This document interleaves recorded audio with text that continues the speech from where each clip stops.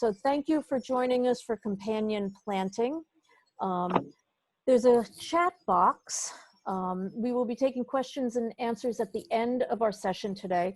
So if you have questions and questions during the presentation, I would ask that you type them in the chat and we will come and revisit them after Debbie has presented. And once again, thank you for joining us. Debbie, take it away. Okay, can everybody hear me okay? Okay, great. Thanks for being here to our second of our series of online workshops. Hope everybody is comfortable and staying safe and healthy at this time. I just want to let everybody know that after the presentation, I will be sending you a Word document that has all of the links for the information that was included in this presentation for you to surf and look things up at on your own time. At the end of the workshop, we will have a question and answer period. So I'd like to ask you to reserve your questions for the end, or anytime you can put them in the chat box and we'll just answer them all at one time at the end. And with that being said, we're going to go ahead and start the workshop, which is on companion planting. And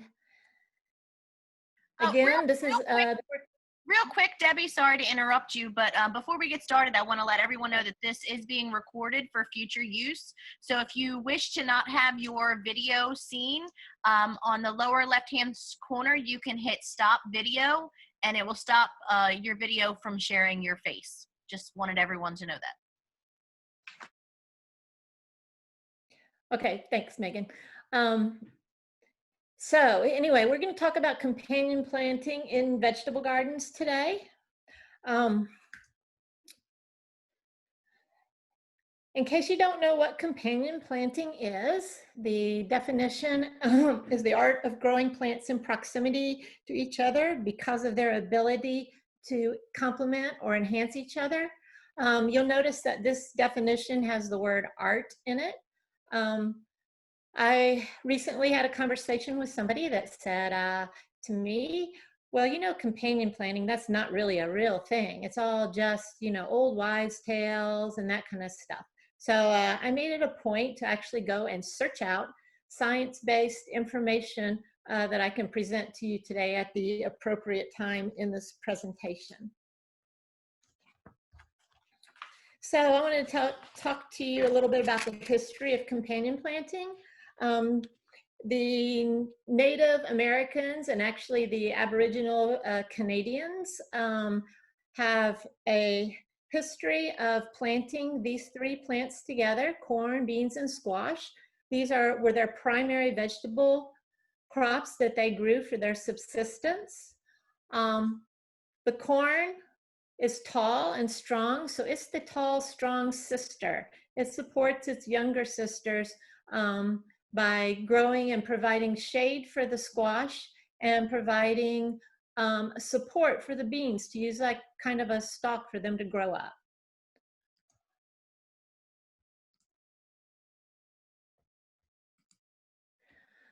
The beans are a legume, which we'll talk more about later. They actually produce nitrogen in the soil, which helps both the corn and the squash to grow.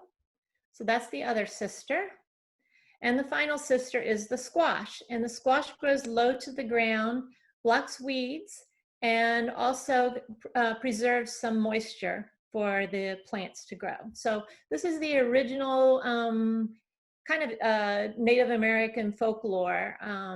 All the Native American tribes used it in some way. Some have different versions of the story, but basically the three sisters are the plants that help each other.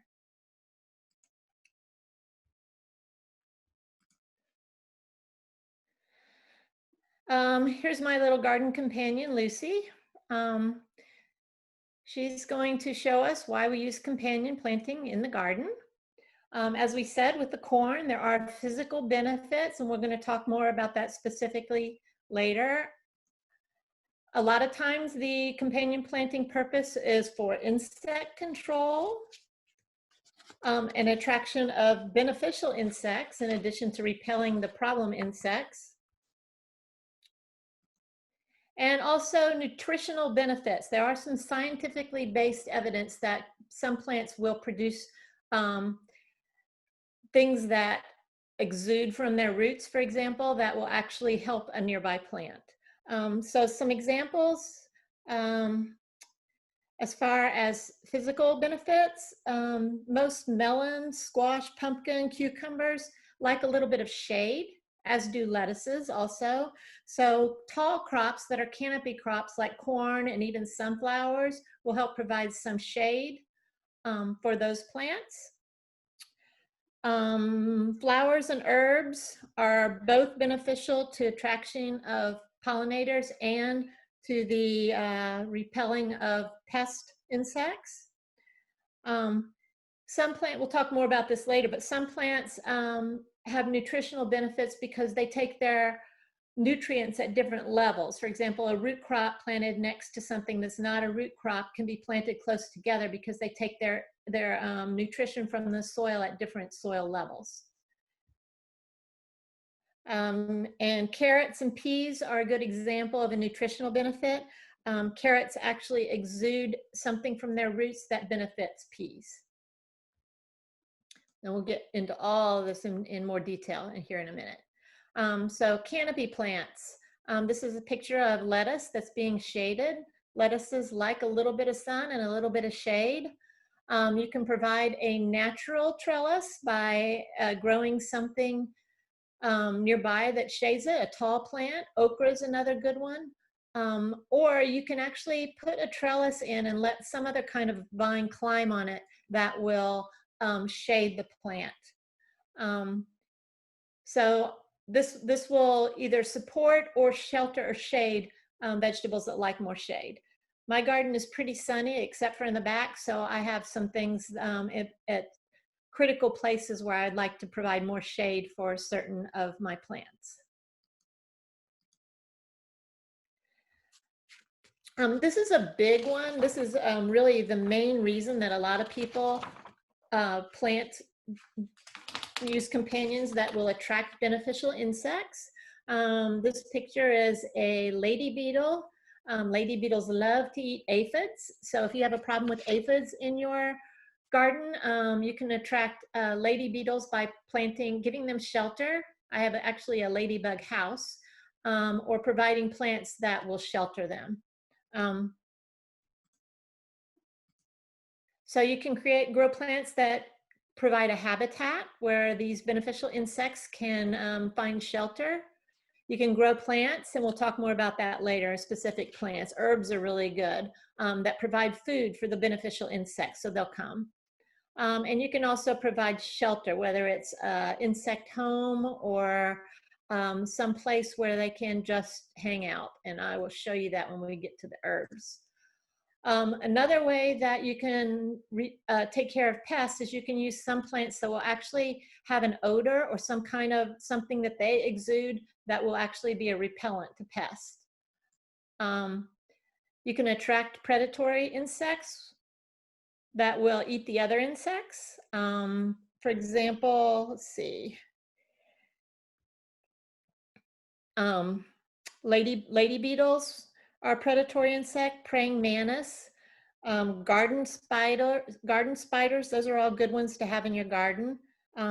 Also, brachynoid wasp, damsel bugs, green lacewings, soldier beetles, tachinid flies, and hoverflies are all good ones to attract to your garden. Another thing, you should use this with care, but you can try trap cropping. You can plant something that the bugs like better than something that you want to grow. For example, if you have a problem with squash bugs and you have a squash that the squash bugs are attacking, you can plant some other kind of squash that you don't want to eat, that you don't care about, nearby that the squash bugs prefer, so they will go eat that instead. But sometimes a little word of warning about trap cropping, it can backfire on you. You can attract so many bugs that it doesn't work. Same concept as doing a Japanese beetle trap, where you're trying to get rid of the Japanese beetles, but you end up just attracting more. So this is something that you have to use with care. This is a lavender in the picture here. They deter insects by the smell. It smells good to us, but it smells terrible to a lot of the bad bugs. So it's a good thing to have in your garden, mixed in with nearby the plants that are attracting the bugs that you want to repel. And then here's where the science comes in. There's some biochemical deterrents that are actually put out by some plants that deter other plants. So let's see. Marigolds. We're going to talk more about marigolds. This is a good example of a biochemical deterrent. Marigolds actually will repel root knot nematodes from your other crops. If there's actually some research that was done way back in the 1930s that showed that when the root knot nematodes went into the marigold roots, it actually kept them from reproducing and taking over your garden. And if you try to grow sweet potatoes like I do, or even tomatoes, you know that root knot nematodes, you can't see them, but they can be a problem and ruin your crops. Also, the lavender, actually, some of the insects that it repels are moths, fleas, flies, and mosquitoes. As far as trap cropping goes, go back to that a second. Dill actually attracts tomato hornworms to keep them off of your tomatoes. Nasturtiums will attract the aphids. And the chemical that's in marigolds is called biopene, and it deters the nematodes. And marigolds also repel Colorado potato beetle. I've had a problem with Colorado potato beetles on my eggplant in the past. So actually, if you plant green beans nearby, this is another trap cropping, the Colorado potato beetles, so I've heard, apparently like the green beans better than your eggplant. So if you want to sacrifice your green beans to save your eggplant, you can try planting those nearby.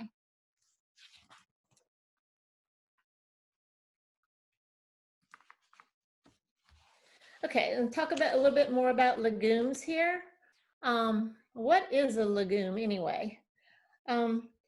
It's a family of plants, or it can be an herb, it could be a shrub, and it could be a tree. But they actually have nodules on the roots, as you can see in the picture, and they have this bacteria called rhizobium. And the rhizobium actually takes the nitrogen out of the air and converts it into a form that all the nearby plants can use and puts it into the soil. So that's why legumes are beneficial. Some examples of legumes that you can grow: beans and peas are legumes. Clover, I have a lot of crimson clover in my garden, which is awesome. It's pretty also, and it attracts pollinators. Peanuts are a legume that actually will help build up your soil. Alfalfa is one. So those are just some good plants to have in your garden for producing nitrogen, for your plants that need nitrogen. Okay, here's where another part of where the science comes in. Allelepathy. When I grow up, I want to be an allelepathist. It's a biological phenomenon where an organism produces some chemicals, and these chemicals can be either something that helps a nearby plant, and it also can be something that is bad for a nearby plant. So this is kind of a study of that kind of biology, where there's this symbiotic relationship between the plants.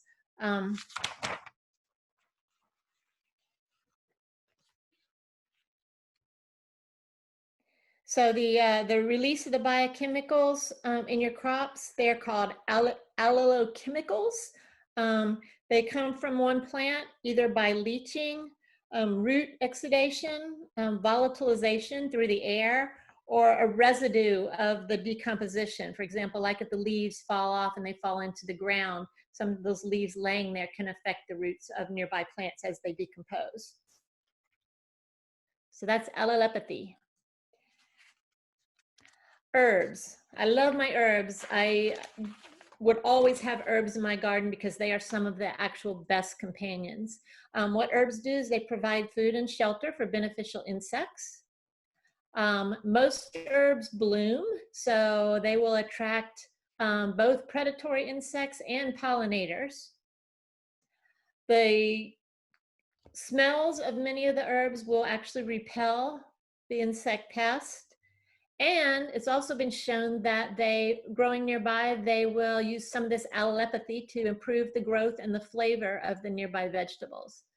And I have a little video here from my garden showing my garlic chives last year. And these chives were absolutely covered with bees and butterflies. So this was a nice little habitat for them. It was food and a place for them to hang out. So they could hang out in my garden and help.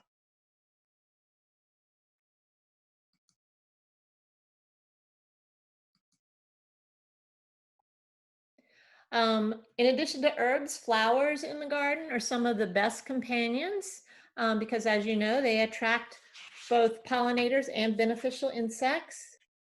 Many of the flowers that we'll talk about here will actually repel your pest insects with their smells. One of my favorites that I always use in the garden is marigolds. Marigolds will help and support tomatoes, potatoes, and roses. We're going to talk more about marigolds later. Nasturtiums will help cucumbers and radishes. So actually marigolds repel aphids, cabbage maggots, Colorado potato beetles, corn earworms, cucumber beetles, flea beetles, Japanese beetles, Mexican bean beetles, rabbits, and squash bugs. And the roots of marigolds will also repel root knot nematodes. Nasturtiums will repel squash bugs, and they actually support and help radishes in the garden. Other good flowers to have in your vegetable garden, borage, German chamomile, and calendula. They attract lots of beneficial insects with their blooms. Cosmos attracts the green lacewing, which is a predator bug that will eat the bad bugs. Lavender, as we mentioned earlier, the odor of lavender will repel pests. Sunflowers are good companions because they will shade other vegetables and provide support. Sweet peas mixed in with edible peas and pole beans will attract the pollinators to your beans and peas. Zinnia is a good one that attracts pollinators, especially butterflies. And sweet alyssum is a good one because it attracts beneficial braconid wasps.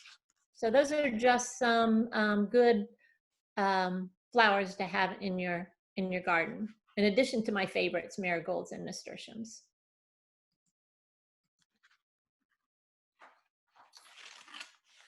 Okay, now we're gonna talk about a few specific families of vegetables. So I want to talk about the nightshade family. A lot of the benefits and the harmful things are common to all the vegetables in the nightshade family. So the first one that comes to mind is tomatoes. And this little image here was taken from the spruce. I really like this image because it gives you a visual of a tomato plant that's planted with some beneficial herbs, and basil, parsley, and garlic are just some of the things. There's a lot of other things that are good companions for tomatoes, and they actually support them and make them grow better.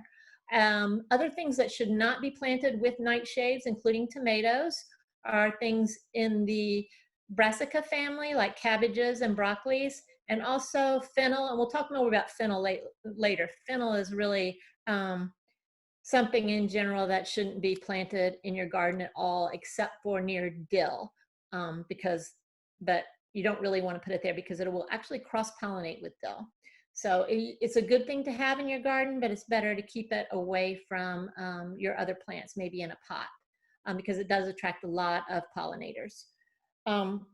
So the nightshade family includes tomatoes, peppers, eggplant, also potatoes. Potatoes are a little bit different.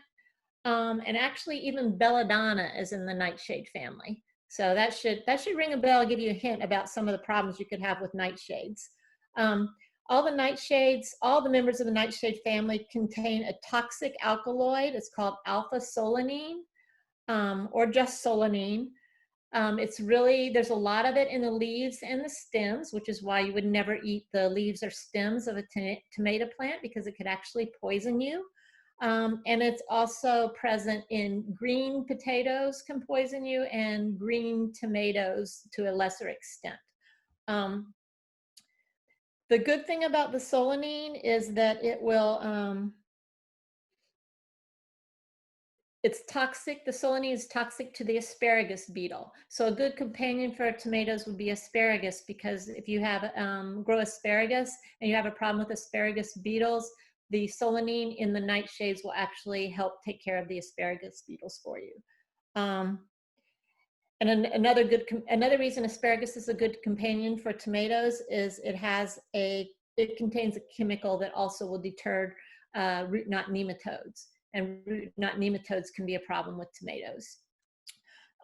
Tomatoes also good companions with the herbs, like we said, basil, borage, and parsley. And they are compatible with chives, onions, marigolds and nasturtiums, carrots, and garlic will protect your tomatoes from spider mites, and bee balm actually improves the growth and the flavor of tomatoes if it's nearby. Some things that are not such good companions for tomatoes and other nightshades, corn, because the tomato fruit worm and the corn earworm are actually the same thing. So if you plant corn nearby, you might get the bugs also on your tomatoes. Anything that's in the Brassica family is not a good companion for tomatoes. If you plant potatoes with your tomatoes, then actually your potatoes are more susceptible to potato blight being near your tomatoes. Other than that, the other nightshades, peppers, tomatoes, and eggplant all grow really well together. They have the same kind of requirements, and they do well being planted near each other. Fennel is not something that you want to plant near your tomatoes. It can be harmful. And actually, if you have apricot trees, the apricot trees can be harmed by tomato root excretions. Some of the other nightshades that I want to mention really quickly here, for peppers, if you want to grow peppers, good companions for peppers are carrots, cucumbers, radishes, squash, eggplant, spinach, and chard. Some not so good companions for peppers are beans, anything in the cabbage family, any of those brassicas, and fennel again.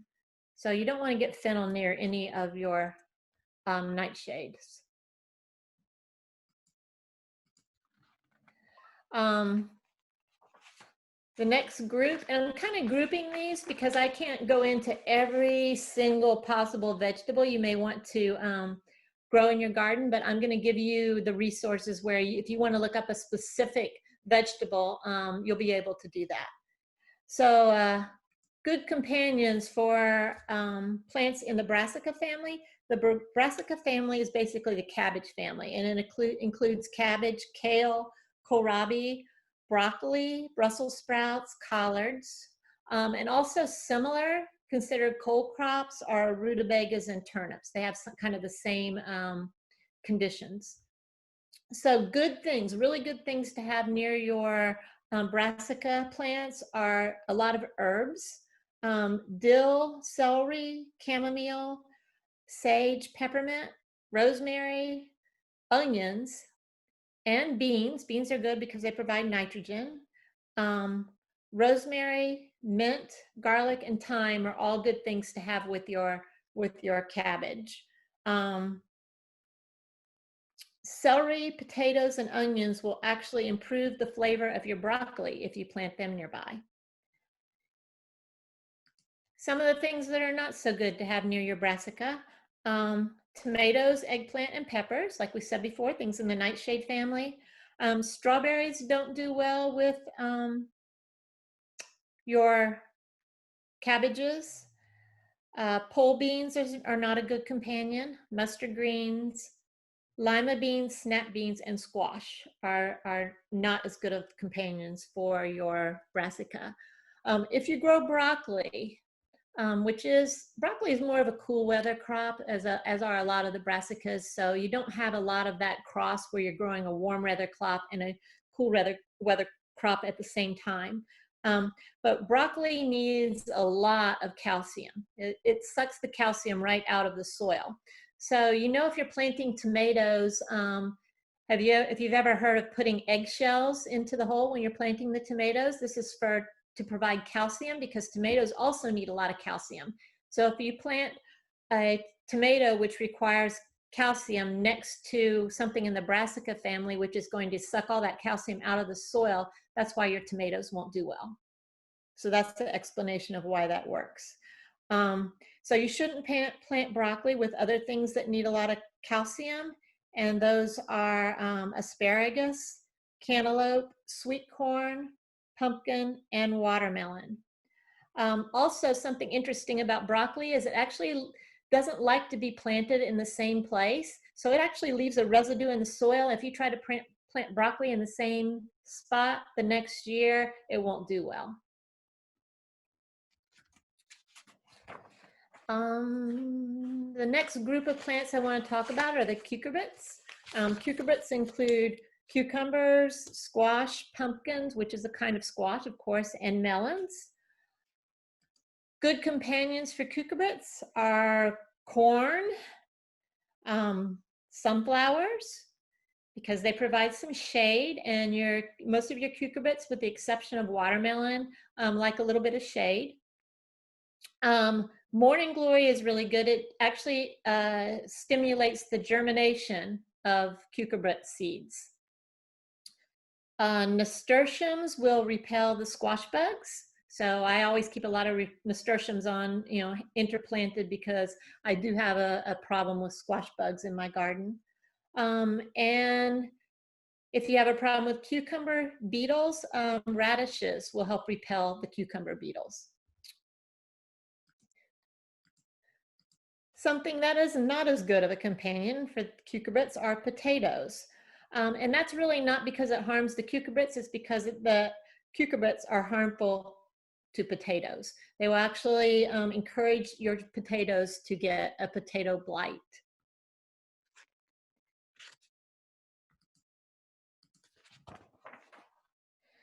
Another thing I threw in here, because I like to grow a lot of lettuces, and they're actually really easy to grow.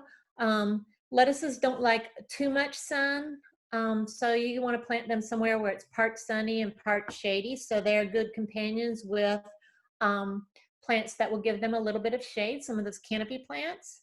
Some of the other good companions, strawberries.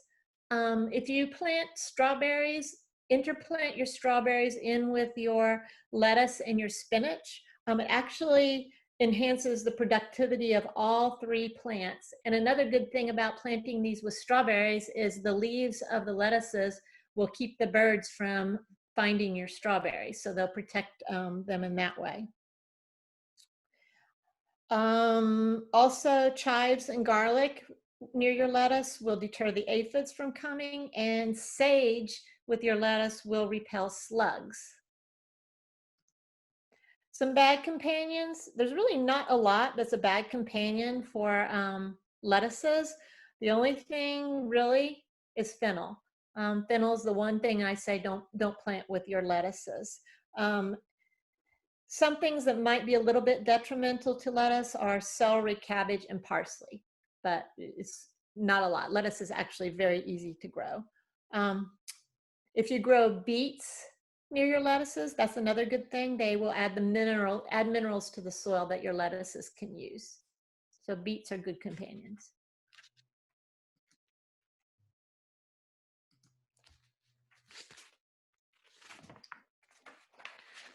Okay, those were the groups of plants that I wanted to show you.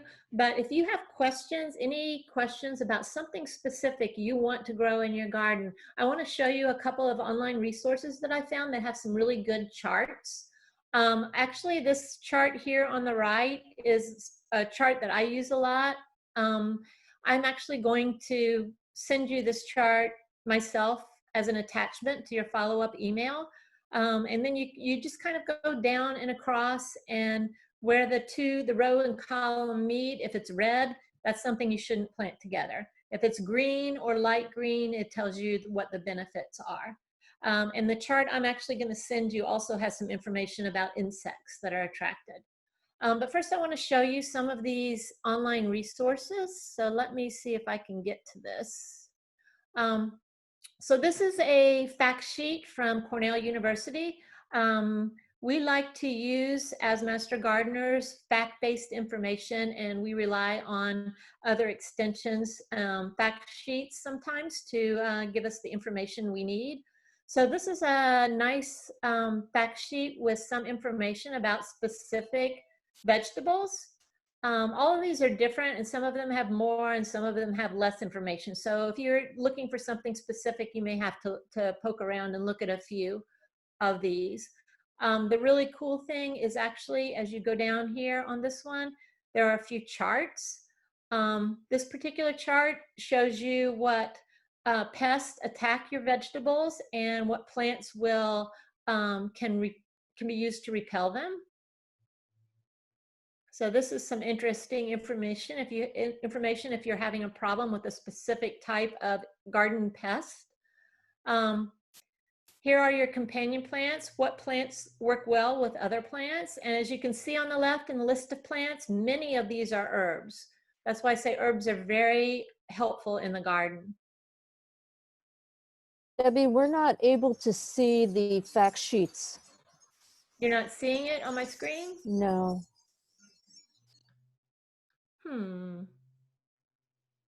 What do you see?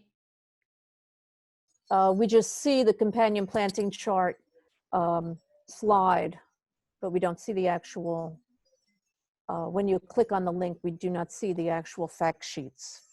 Okay, I'm sorry. Oh, that's all right. I just wanted to let you know. And I think that's across the board from the conversation we're seeing in the chat as well. All right. But I believe you said these resources will be sent out. They will be sent out. And this this sharing, I'm seeing it here. So interesting. Okay, let me go back to my presentation then. All right, I'm sorry about that. I will send those to you in an email if it's not showing up.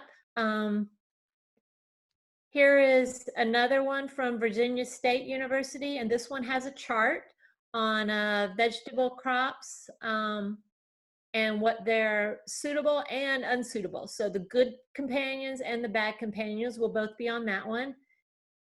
And there's another really cool companion planting chart put out by West Virginia University Extension. So I won't go into all those links if it's not working for you guys. I'm sorry. Now I know. Okay, with that said. Stop sharing and then reshare in a new screen that it will show. It's a feature on Zoom. I can stop sharing and then reshare? And then reshare in a different window if you wanted to open the fact sheets. Okay, let me try that then. Yeah, I think you stop sharing the PowerPoints and maybe share them with the link. Let me see if I can share that one. See if that works. Can you see it now? Yes. Yes. Yeah. All right, thank you. Thank you, Megan. Haven't tried to do that one before. So every time we do this, we learn something new. So this is one of the fact sheets. This is the one I was just telling you about that has several different charts. Also has some specifics here written out, not a lot of information. And then let me get down here to the charts. So this one actually has 3 charts on them. This one is about the pest and how to plant something that repels the pests that are eating your garden. This one is what I was explaining has a lot of herbs and how herbs are very helpful. So if you look on the left here, a lot of the plants it mentions are herbs. And this will tell you what that herb helps in your garden.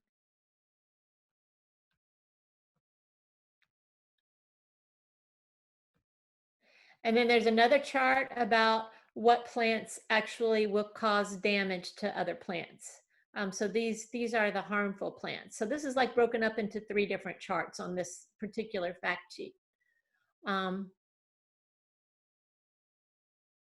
as you saw, we're going to go back and talk about black walnut in a minute. So as you can see here on tomatoes, all it mentions is kohlrabi, which is one of those in the Brassica family that we were just talking about. Okay, let me see if I can get back here and do you still see that, or do you see my PowerPoint again? We see the fact sheet. Okay.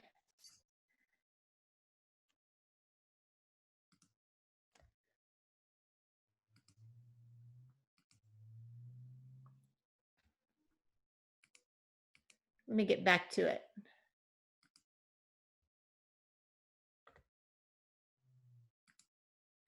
All right.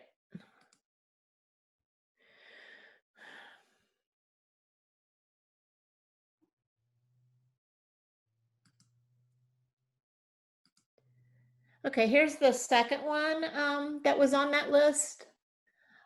This one is from Virginia State University. A lot of this information is the same, but some of these may have more specific information. This one goes into a lot of what I was just talking about, the benefits of companion planting in general. Also talks about the 3 sisters. But if you scroll all the way down, lots of other information.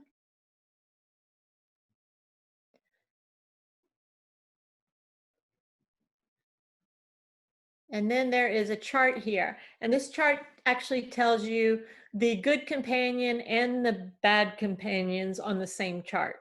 So if you wanted to see something that you're growing, for example, if you're growing something in the Brassica, in the cabbage family, these are the good plants next to it that you should plant with it. And these are the plants that do not work as well. Doesn't really tell you why. That's why I wanted to include the part that I did previously, more of the science behind it and why this works, usually. And as you can see here, there's the tomato. These are the good companions: onions, nasturtiums, marigolds, asparagus, carrot, parsley, cucumber. And these are the things that do not do well with tomatoes. So again, anything fennel, anything in the cabbage family. Okay, let me see if I can get back to the other one. Can you see this one, the companion planting chart? Yes. Okay. Here's another one that you'll also be receiving in the email, and this is just another version. It may have some included here that weren't included in the others. That's why I wanted to give you options. So again, here's the vegetable. Here are the good companions and the bad companions.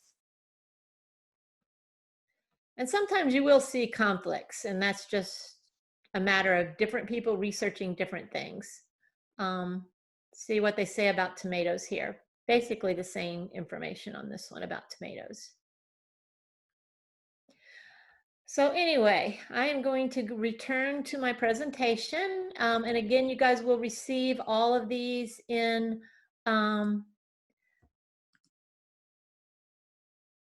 you will receive all of these links in your follow-up email. Okay, now back to black walnuts. Black walnuts are something that are really bad for most plants. You want to avoid planting any black walnuts near a vegetable garden. And I'm going to tell you why. Black walnuts actually have a natural defense system, and they produce a chemical called juglone. This chemical is also produced by hickory trees, and butternut trees, which is also called a white walnut. To a lesser extent, black walnuts seem to have the most juglone. So this is actually a chemical, and there's a lot of research that's been done on this chemical. It's exuded by the roots. It is toxic, especially toxic to vegetables in the nightshade family. So what will happen to your plants if they get near this juglone? The symptoms from the toxicity of the juglone include wilting, yellowing of foliage, and death of the plant. So what it actually does, juglone, and research has been done on this, many studies, it actually inhibits the plant respiration. So this chemical goes in and keeps your plant from being able to breathe and suffocates it, and it will die. So there are some plants that you can plant near this that aren't as affected as, for example, plants in the nightshade family. You can plant, they tolerate the juglone, lima and snap beans, beets, corn, onions, garlic, leeks, parsnips and carrots, cauliflower, soybeans, parsley, Jerusalem artichoke, melons, and squash. So if you have a black walnut tree near your garden, and I actually do have one relatively close to my garden, and there's not really anything I can do about it. It's always been there. Even if you cut down a black walnut tree, the roots are still there, and they're still going to have these chemicals in the soil. So it's nothing you can do about it except for choosing to place your garden that's not near an existing black walnut tree. So the ones that are particularly sensitive to it, other than the nightshades, asparagus doesn't like juglone, cabbage, peas, potatoes, rhubarb. So those are things that the juglone will harm. And then my final word actually in the topic of companion planting is the best way to companion plant really is to encourage all kinds of diversity in your garden. This is another kind of another name for companion planting is polyculture. You grow multiple plants in the same space. This is the way nature works because the plants will naturally have some benefits to each other. So another form of polyculture is intercropping, where you can grow two things close together. This is also a good space-saving measure. If you have a limited space in your garden and you want to be able to grow more in the space that you have, you can practice some kinds of intercropping. For example, a good one is growing something with deep roots, like a root vegetable, next to something that does not have deep roots. That way you can put them close together because they're not taking those nutrients from the same level in the soil, so they're compatible that way. Another form of polyculture is succession planting. You can plant something at different times, plant something and then plant something that you harvest later nearby. So that's another thing you can do. The opposite is a monoculture, and the first thing I think of is these cornfields. If you grow large stands of single crops, for example, if you want to have a garden and all you want to grow is tomatoes, or all you want to grow is cabbage, if you get attacked by a disease or a pest, you're going to lose everything. Whereas if you practice polyculture and plant a lot of different things, you end up with, if you have a problem with an insect on one vegetable, it may not harm another vegetable. If you have a disease on one vegetable, it may not attack other vegetables. So that's another practice. You don't want to grow all of one thing in the garden. If you really like tomatoes and you primarily want to grow tomatoes, throw some herbs in with them and the tomatoes will thank you for it.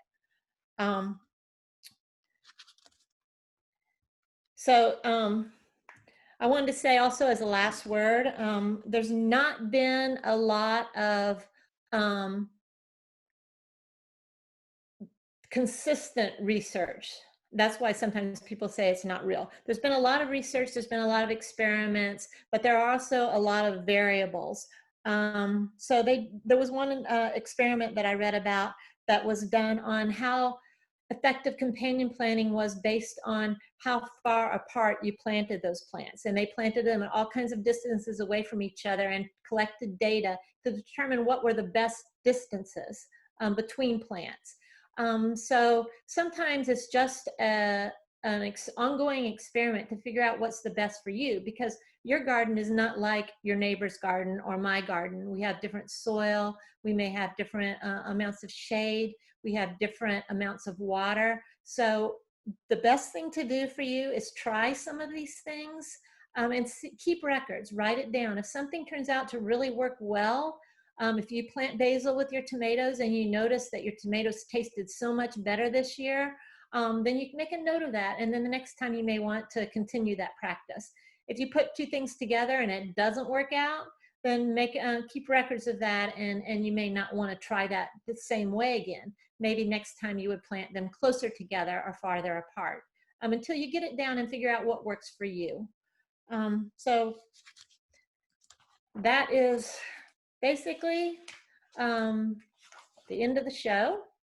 I have a list of resources here. I used many of those, so I'm going to supply those to you in a Word document by email after this. If you were here and we have your email address and you were in attendance, you'll be getting this information. Also, I wanted to let you know that we are an equal opportunity provider of services to everyone. And now's the time for questions and answers. So I believe Karen has been collecting some of the questions that you asked during the presentation, and I would like to hear those questions and do the best I can to answer those. So I'm going to stop sharing here so I can see everybody. Hi, Debbie. We have a lot of questions for you today. Cool. The first coming from Beth. You had spoken earlier in the presentation about bee balm, and Okay. she is inquiring, will bee balm benefit tomatoes if they are grown in pots? If I'm understanding correctly, if the two of them are grown in the same pot. I think that would work. I think the main thing with bee balm is attracting the pollinators. So I think some things, if their relationship is through the roots, they need to be planted in the ground together. For example, if you planted marigolds in a pot, the exudations from the roots of the marigold are not going to be helping anything, except, so it just depends. The bee balm, I don't know specifically. Let me look back here and see if I wrote in my notes exactly how it helps. Well, you did answer my question. I grow a lot of tomatoes in pots. Okay. So marigolds wouldn't help if they were planted around them. Was another. Yeah, the marigold relationship is that it has to be through the roots. But marigolds are great other places because they still attract beneficials. But if you want that benefit you get through the roots, they need to be in the soil next to each other. Okay. And that kind of feeds into several of the questions that we had. Okay. We had multiple questions inquiring, not just from Robin, but from Beth, from Jeannie, about the proximity of the companion plants to one another, whether it be tomatoes and marigolds or some kind of companion planting with herbs, how many relative to each other, those types of quantity questions. Right. You would have to look at the specific plants, but that research has been done. And there has been research that was done that said, like, for example, tomatoes and basils, you need a ratio of this many to that many, but that just going to depend on what it is. Some of the research and some of the links that I'm going to send you do have some of that information. So you would have to address that specific plant. But that's part of the research that has been done, like I said earlier, is how far apart do you plant them. Now, you know that things planted too closely together, you're going to have problems with, them being able to get their water, and maybe if they're plants that like sun, they're too much shading each other. And then if you plant them too far apart, there's going to be a problem with them actually not, the nutrients from one not being able to reach the other through the soil. So the best thing I can tell you from what I've read is there's been a lot of research, and it depends on a lot of things. So what I would do is just try it. I usually put my basil about a foot away. I interplant it. So I'm going to have a row of tomatoes, a row of basil, and then another row of tomatoes. So this way interplanting is a good way of doing it, rather than just putting them all really close together. I hope that helps and answers that question. We had an, oh, I'm sorry, Robin, did you have a follow-up question to that? No, that was very helpful. We have very orderly rows where we have a different bucket, half whiskey barrel dedicated to each herb.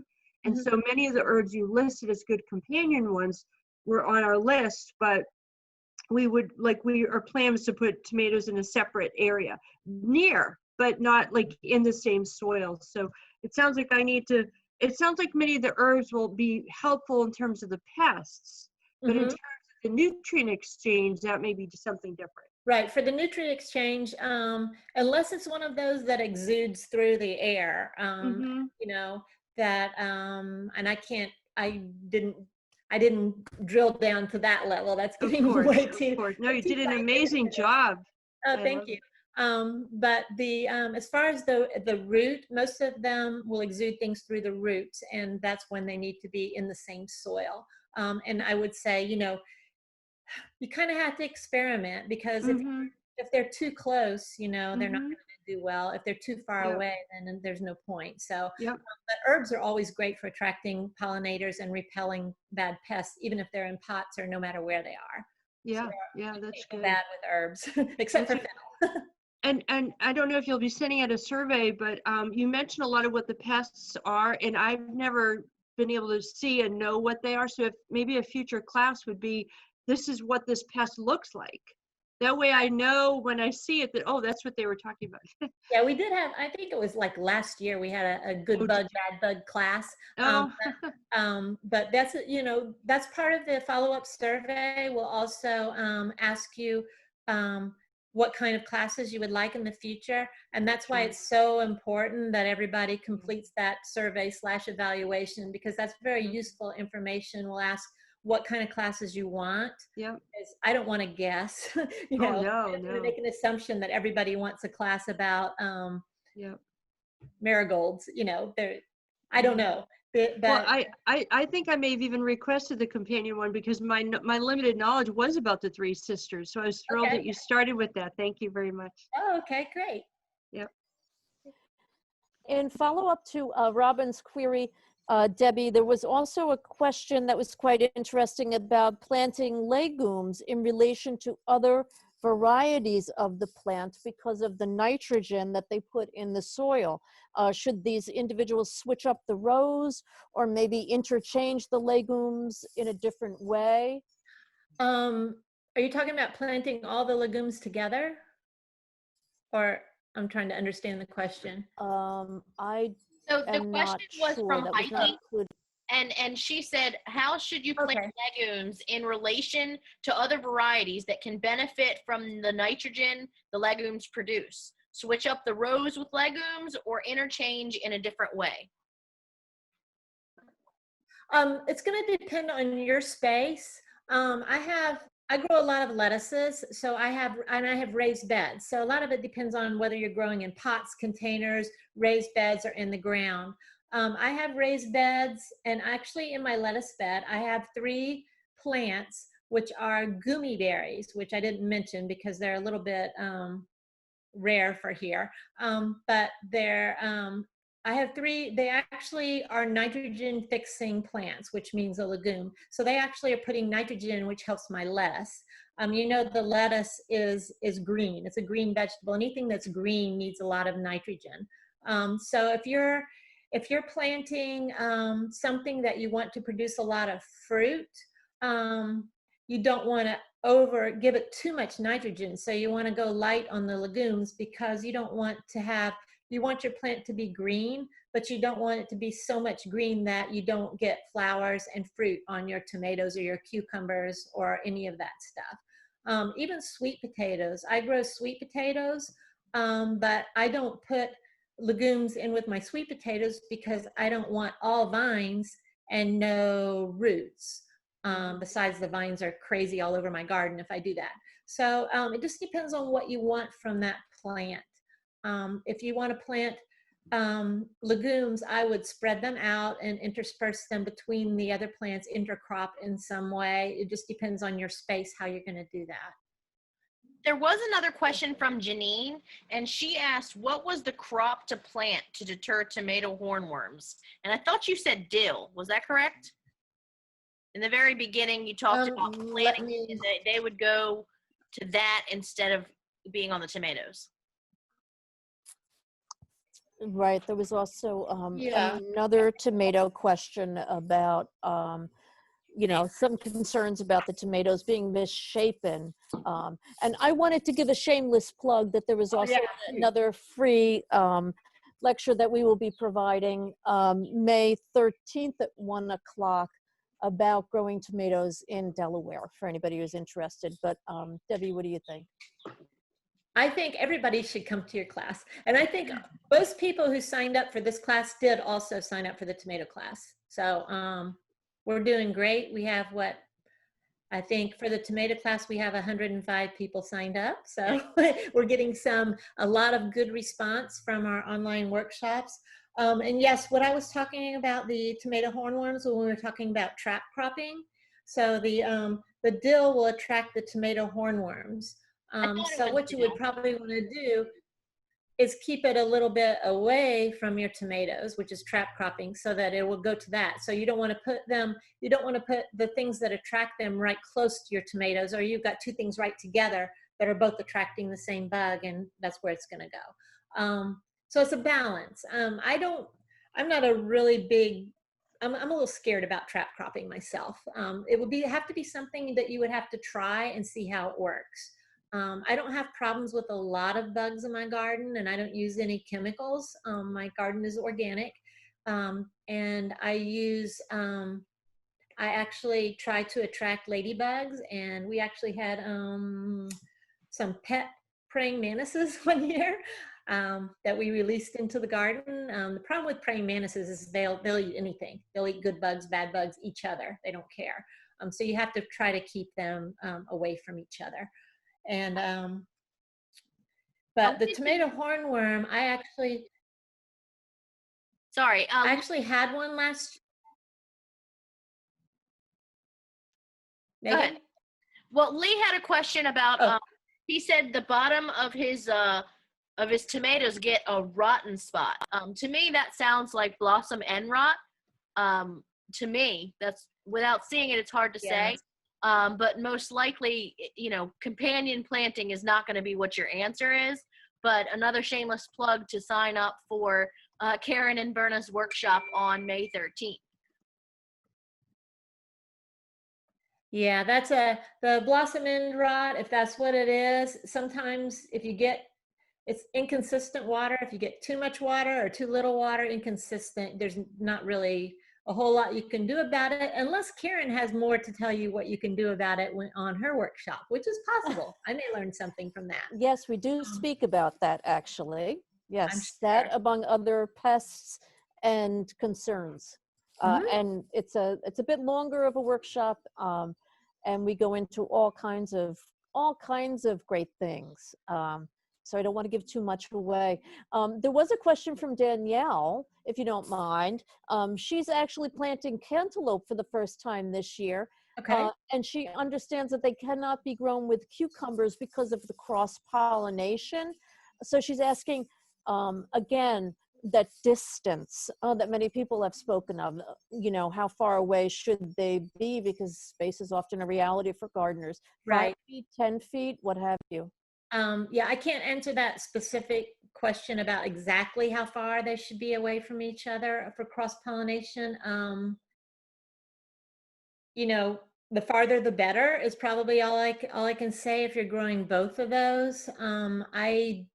You know, and then you can plant, what is it you're trying to attract? Is there a certain insect that goes to one and not the other? That might be something else that could be looked into, so that maybe they would only pollinate the one plant. I'm Danielle, not do you want to speak to your question a little bit more? Yeah. Sure. I've just read some things that sometimes you can get melons that taste kind of like cucumbers and that they can Yeah. cross-pollinate. And so, I mean, I have like 5 8-by-4 foot raised beds. And so it's not like a huge area. So I wasn't sure if that was something I shouldn't even try to do, or if one end and the other end is still too close. I wasn't sure if anyone's had an experience with that. It's just I'm giving it a try, but I was just wondering. Yeah. You know that both Thank of those plants are susceptible to squash bugs also. Probably best to keep them as far apart unless you want to sacrifice one, whichever one the squash bug prefers. I tried to grow honeydew. Honeydew is the only kind of melon I really like. So I tried to go honeydew one year, and the squash bugs they just were all over it. And since I don't use chemicals, my way of managing those was by hand picking. So I am all for planting marigolds and nasturtiums and those plants that are going to try to repel those for me the best I can. I'm still going to have to hand pick, I know. Yeah. I also have I have some raised beds that are off the ground, and that's where I'm going to plant my cucumbers, because it seems to help with the squash bugs to keep them away from the ground into that kind of a raised bed. So maybe the different levels would be something that you could try to maybe helpful. If you could maybe grow something at a higher level to avoid that cross. I don't know how much that would help. There was another question from She came to say hello. Hi. Hi. There was another question from Ginger. She wanted to know, is there a companion plant for grapes?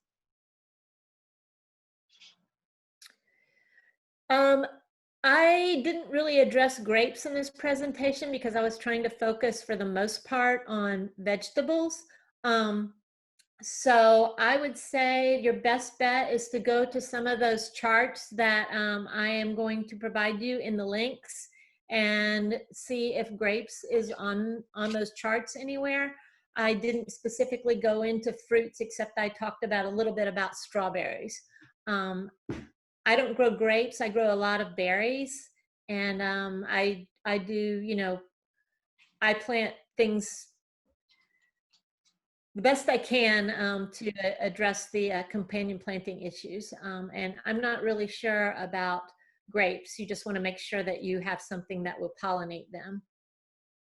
I tried growing grapes one year, and they got decimated by a hailstorm. I mean, the hail, all the little baby grapes, every single one was knocked off, and then my plant died. So I haven't tried to grow grapes since then. But the best thing I can tell you, if you want to know about a specific plant, whether it be grapes or anything you might grow that's even more exotic than other plants, you're going to have to go look at those charts and find the specifics for that plant. I don't even know if grapes are on that chart I showed you, because I think it's mostly just vegetables on here, as melons, which are, you know, a cucurbit. So.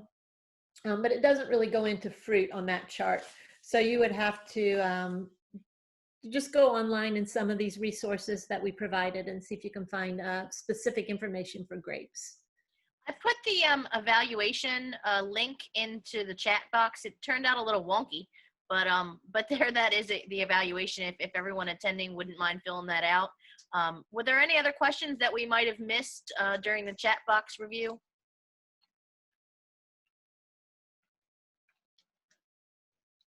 If you have further questions later, you can always contact us by email at kentcountymastergardeners@gmail.com for any other questions you might think of later, and we will do our best to find your answers. And I would appreciate you completing the evaluation. I know it just takes a little bit of time. The main purpose really for us doing that is to find out what you want from us. And we won't know if you don't tell us, you know, that you want workshops about certain things, or you want workshops to be at 9 o'clock in the morning instead of 1 o'clock in the afternoon, or that you work and you would like to have some workshops in the evening. This is the opportunity for you to tell us what your needs are as far as your gardening needs and your time and day of the week, all that information. So we can't help you if you don't help us by filling out the evaluation. So we really appreciate you taking just a couple minutes to do that. Is there anything else right now? Karen, thank you. You're very welcome. And everybody look for another email in your email box from the Kent County Master Gardeners that'll have all these links, and also the link to the evaluation in case you don't have time to do it right now, or you can always do it later. It'll be there as long as you need. So is there any more questions before we sign off?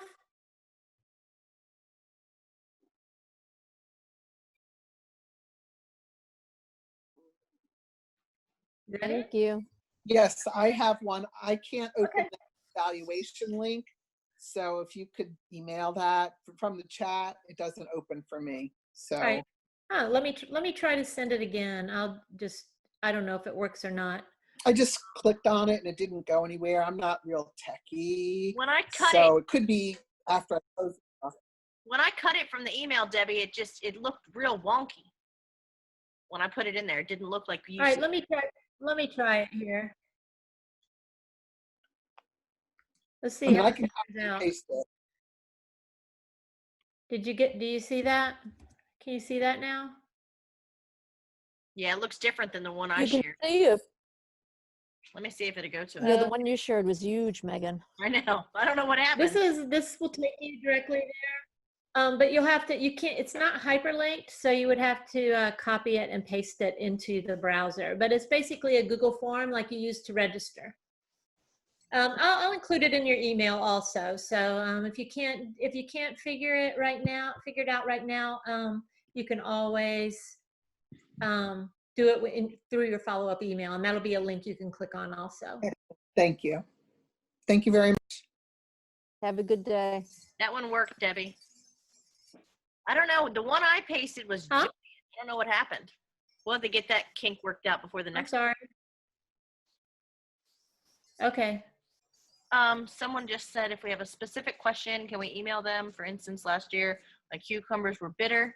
I'm guessing it was from inconsistent amounts of rain, but I wasn't sure. I was doing something else incorrect. If we have these questions, would we be able to ask via email?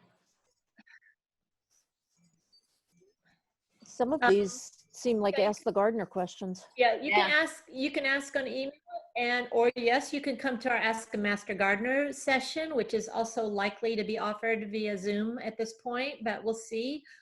Or there is also the helpline. You can call the helpline number and someone will get back to you with answers to your questions. And the helpline number, Megan, I know I should have it memorized. It's 302-730-4000. I knew there was a 4,000 in there and a 302. I just forget the middle Beth part. said that my giant link worked, so I don't know why it looked so different than yours though. All I did was cut and paste from the email. Well, yeah, I know. There's a short form and a long form. So anyway, I don't know. I don't know why you ended up with the long form. I don't know. Anyway, they should work. And like I said, you get the follow-up email. If you have any other questions, you can reply to that email also, and one of us will grab it and figure out the answer to your question. All right. All right.